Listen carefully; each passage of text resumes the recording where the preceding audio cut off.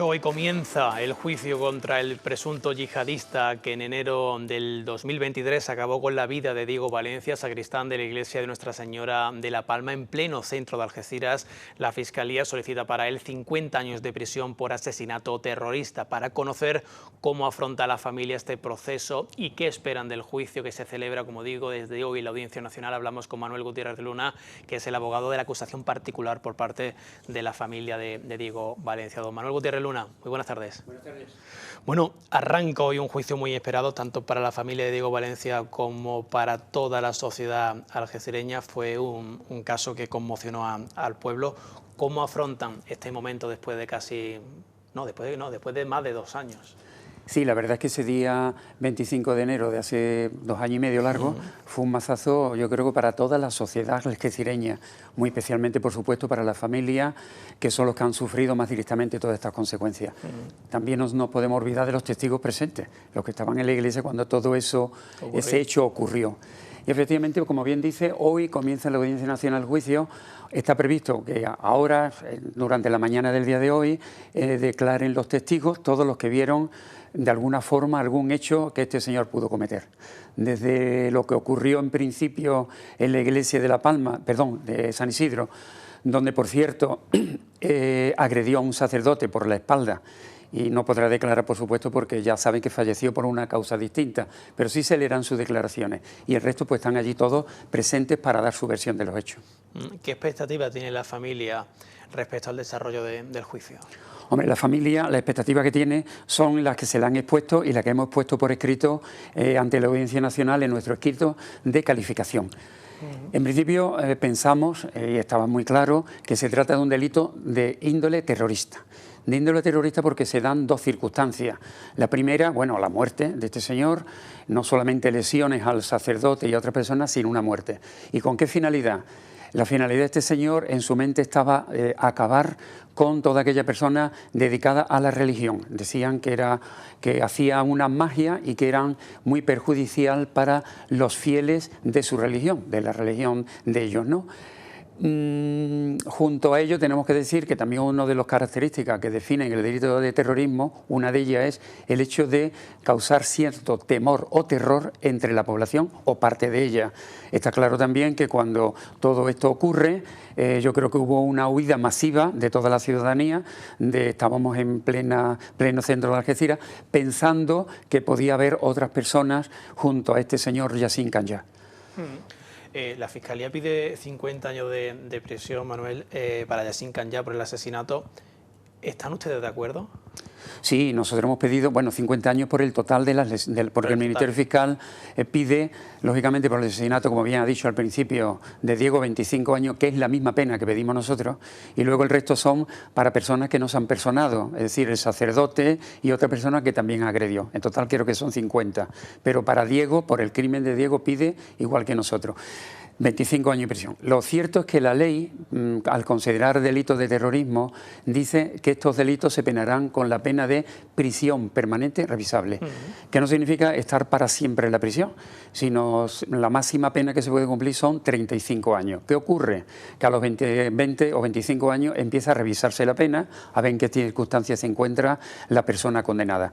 Pero en este caso tenemos que ver fundamentalmente cuál era la capacidad de este señor para haber cometido el hecho. Y esa capacidad es la que mañana se va a debatir en la prueba psiquiátrica, donde hay 7 peritos psiquiatras que van a debatir sobre su capacidad. Precisamente sobre eso, la acusación particular sostiene que las facultades estaban alteradas, pero no anuladas. ¿Cómo se determina ese límite jurídico?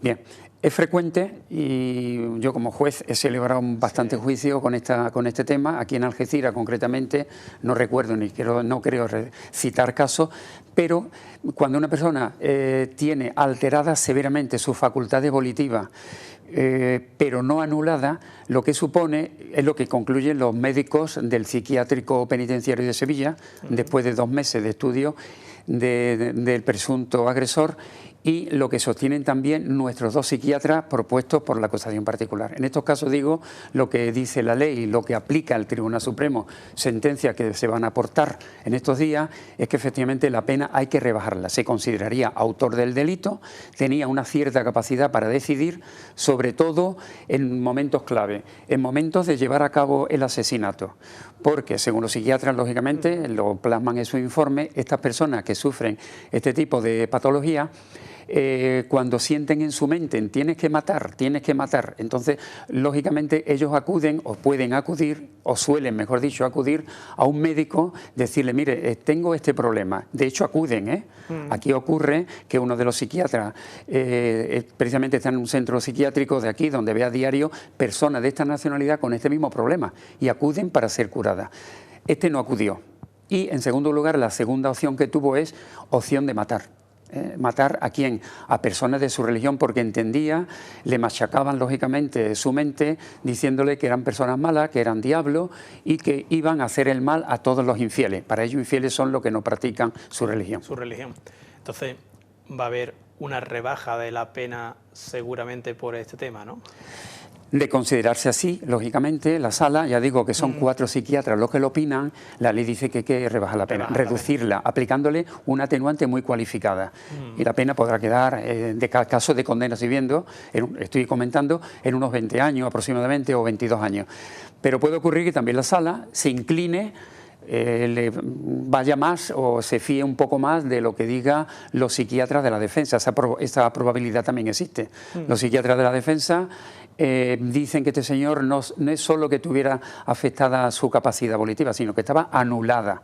En ese caso, ¿qué procede? Pues la ley lo que procede, según la ley, es la absolución de este señor. Pero la absolución no significa que al día siguiente vaya a estar en la calle. Eso no. Digo yo, me estaba Coetáneamente, la ley dice que para estos casos, cuando es absuelto, porque no tenía facultades para hacer lo que estaba haciendo, no sabía lo que hacía, entonces se le aplica lo que se llama una medida de seguridad, que está prevista en el Código Penal para estos casos, y lo que se le impone, la medida de seguridad, es el internamiento en un centro psiquiátrico penitenciario por tiempo al delito que hubiera cometido. Es decir, estaría 20 o 25 años. Como el de Sevilla, por ejemplo, en el que ha estado. Sí, efectivamente, en este caso es igual. Manuel, ha sido una larga batalla judicial para llegar hasta el juicio. ¿Cuánto ha complicado el proceso judicial, todos los recursos interpuestos por la defensa durante la instrucción? El hecho ocurre el 25 de enero, el juzgado central del año 23. El juzgado central de instrucción lo ha hecho todo lo más rápido posible. Es decir, que el juicio se podía haber celebrado, y esperábamos, después del verano del 23. O sea, 2 años antes. ¿Qué ha ocurrido? Que durante estos 2 años, como bien dice, una defensa de una serie de abogados de Madrid, que no los tenía aquí, se han presentado lógicamente a defenderle, tiene derecho a aceptarlo. Han estado presentando recursos contra todo, cualquier punto, cualquier coma de cualquier resolución del juzgado, ya estaban recurriéndola. Están en su derecho, ¿pero por qué? Yo creo, mi impresión, porque tampoco es, mi impresión es, todo era con una idea, de que el asunto viniera a la audiencia de Algeciras para juzgarle a este señor como un simple asesinato de una persona que no estaba en sus cabales. Digo más, después de tantos recursos, yo calculo que habrán sido del orden de 18 o 20. Eso no es presentar recursos, es que hay que darle traslado a todas las partes por 5 días, luego resuelve. Y cuando resuelve el juez, acudían a la sala de apelación de la Audiencia Nacional. Es decir, que cada recurso llevaba 2 meses. Pero es que al final estábamos ya en octubre del año 24, en esta clase de juicios cuando se pide una pena superior a 9 años, como es el caso, entonces en lugar de exponerse al inicio del juicio oral por parte de todos los que intervienen en el procedimiento, defensa y acusación, ¿no? Todos aquellos defectos que hubiera tenido el procedimiento, aquí la ley prevé que no se plantea en el acto del juicio o en la Audiencia Nacional, sino antes en el Tribunal Supremo. Ya lo hizo y en diciembre del 24 el Tribunal Supremo dictó resolución y viendo todas las actuaciones concluyó diciendo que existían indicios suficientes para ser juzgado como delito de terrorismo. Eso refuerza un poco la tesis que estamos viendo. Y por eso respecto en la Audiencia Nacional, claro. Por eso es en la Audiencia Nacional, que es la única competente para celebrar estos delitos de terrorismo. Y no aquí en Algeciras, claro. En Algeciras no. En Algeciras, si no hubiera tenido el matiz terrorista, los hechos ocurren en Algeciras hubieran sido aquí con un jurado, un juicio con jurado en la audiencia de Algeciras. Le he leído esta mañana en un artículo del diario Europa Sur, usted sostiene que el Estado es responsable civilmente por el asesinato de Diego Valencia. Argumenta que si se hubiese ejecutado esa orden de expulsión de Yacine Canya en junio del 22, el crimen quizás no hubiese ocurrido. Es así, pero se solicita de doble forma. A ver, en todo delito, cuando hay, lógicamente, una condena, también está, junto a ello se pide responsabilidad civil. La responsabilidad civil en los delitos de terrorismo, hay una ley específica del año 2013, creo recordar que es, donde se dice que cuando la Audiencia Nacional declare que se ha cometido con esta finalidad, entonces la familia tiene derecho a una indemnización con un tope. Hasta 250.000 euros, eso por un lado.